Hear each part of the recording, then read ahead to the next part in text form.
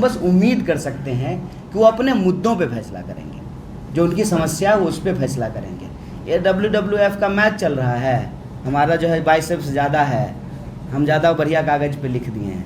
मैं सिर्फ इतना कह रहा हूँ, बहुत हम्बली कह रहा हूँ, गुजरात के लोगों को कोई बाहर से आकर सिखाए ना, गुजरात दुनिया को सिखाती है, तो अपना ज्ञान लोग अपने पास रखें। गुजरात के लोगों से बस हम अपील कर रहे हैं कि आप सोचिए, और आप जब भी सोचते हैं ना तो देश बदलता है, बस हम यही आग्रह कर रहे हैं। एक मिनट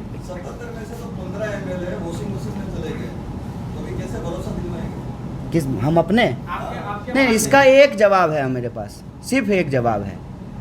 आपको ये तय करना पड़ेगा कि आप किसके साथ खड़ा हो रहे हैं। व्यक्ति के साथ खड़े होइएगा, धोखा खाइएगा। विचार और पार्टी के साथ खड़े होइएगा तो उसकी गारंटी होगी। अच्छा, आप मुझे ये बताइए, सोच के बताइए, एक व्यक्ति जो कभी बीजेपी में नहीं जा सकता है वो राहुल गांधी है कि नहीं है? सबको पता है ना। तो अगर आप देख ही रहे हैं, हालांकि मैं इस पैटर्न को मानता नहीं हूँ, मैं बार बार कहा कि मेरे लिए फेस वो 8 वचन होगा, लेकिन अगर आप यही मानते हैं तो देख लीजिए सबसे क्रेडिबल फेस कौन है देश में बीजेपी के खिलाफ लड़ने के लिए। तो आप उसको पूरा नंबर दीजिए ना। विराट कोहली को जो है टीम दे दीजिएगा और बैट ही नहीं दीजिएगा, मैच कैसे होगा बताइए? आप फुल मेजोरिटी कहीं भी आती है तो वहाँ बैग काम नहीं करता है, वहाँ डर भी काम नहीं करता है। और ऐसा हुआ है क्या कि जो है मोदी जी के प्रधानमंत्री बनने के बाद जो है बीजेपी चुनाव नहीं हारी है? हारी है।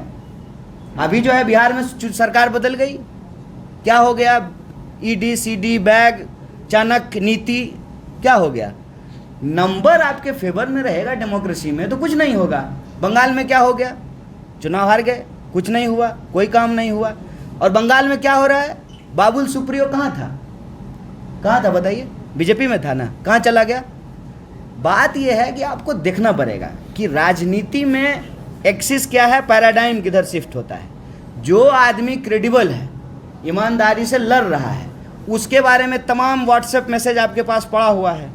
राजकुमार कहते हैं, तो मैं कहता हूँ शर्त लगाते हैं कि बीजेपी का कोई नेता रोज 25 किलोमीटर चल करके हमको दिखाए। जो आदमी क्रेडिबिलिटी से लड़ रहा है उसके बारे में गलत बयानी है, और ये कन्फ्यूजन है कि इसको वोट दे दोगे तो वो वहाँ चला जाए। उसको वोट दिए कहाँ? आप व्यक्ति को वोट दिए। आप पार्टी और विचार को फुल मेजोरिटी दे करके देखिए, क्या कांग्रेस इस देश में चलाई नहीं है सरकार?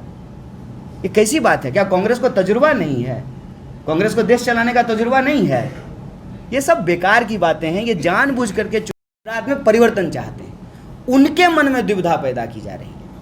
कांग्रेस ही एक ऐसी पार्टी है मौजूदा हालात में गुजरात में, मैंने 100 साल 150 साल की भविष्यवाणी यहाँ नहीं कर रहा हूँ, वो मेरी क्षमता मेरी औकात नहीं है, लेकिन अभी अगर किसी को परिवर्तन चाहिए गुजरात में तो उसके सामने कांग्रेस एक विकल्प है। बाकी कौन क्या कह रहे हैं, क्या लिख रहे हैं, ये हमारे लिए इम्पोर्टेंट नहीं है।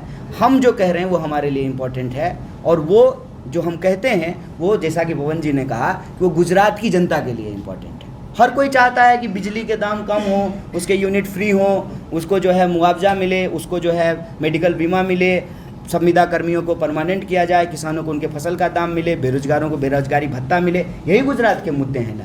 और जब हम हराने में सक्षम हैं तो जो लोग हराना चाहते हैं उनके सामने एकमात्र विकल्प है। हम यही कह रहे हैं। कन्हैया जी, राहुल गांधी ने ये बार बार बोला है कि भारतीय जनता पार्टी, उनकी IT सेल और बहुत सारे लोग राहुल गांधी की इमेज को लेके सोशल मीडिया पे परसेप्शन बनाते हैं। आपको लगता है कि इस यात्रा के बाद वो सब परसेप्शन या फिर इमेज बिल्डिंग की बात फिर से आएगी, या फिर चेंज हो रहा है या नहीं? देखिए, एक बात तो मैं कह रहा हूँ कि शायद राहुल जी ने अपने मुंह से ये बात कभी नहीं कहा होगा। उस इंसान को अपनी छवि की चिंता नहीं है। आप उस व्यक्ति के बारे में कुछ भी कहिए, कोई फ़र्क नहीं पड़ता है। उस इंसान के नाम में गांधी शब्द जो है ना, बस नाम के लिए नहीं है, उसको वो अपने जीवन में जीते हैं, उसका अनुसरण करते हैं। वो बार बार कहते हैं कि किसी से भी नफ़रत मत करो, किसी के प्रति भी जो है ना बुरा भाव मत रखो। कोई तुमको कुछ भी कहे, अपनी काम को जो है निरंतर करो ईमानदारी से। हम लोगों को ये सच पहले से पता था। बात यह है कि जिनको ये सच मालूम नहीं था उनको ये सच मालूम हो रहा है। तो इसको यूं मत कहिए कि उनकी छवि सुधरेगी, सुधर गई, ये सब गलत शब्द होगा। जो उनकी वास्तविकता है वो लोगों के सामने में आ गई है, और जहाँ तक उसको धूमिल करने का प्रयास है वो बंद कब हुआ है? ऐसा तो नहीं है कि भारत जोड़ो यात्रा के पहले ये प्रयास हो रहा था और भारत जोड़ो यात्रा के बाद ये प्रयास खत्म हो गया, नहीं। आप देखिए कि किस तरह के सवाल उठाए गए जो अपने आप में पूरी तरह से गैर राजनीतिक सवाल हैं। किसी महिला का हाथ पकड़ के चल रहे हैं, टी शर्ट कौन सी कंपनी का है, जूता कौन सी कंपनी का है, कंटेनर में एसी, ये सब राजनीतिक सवाल हैं।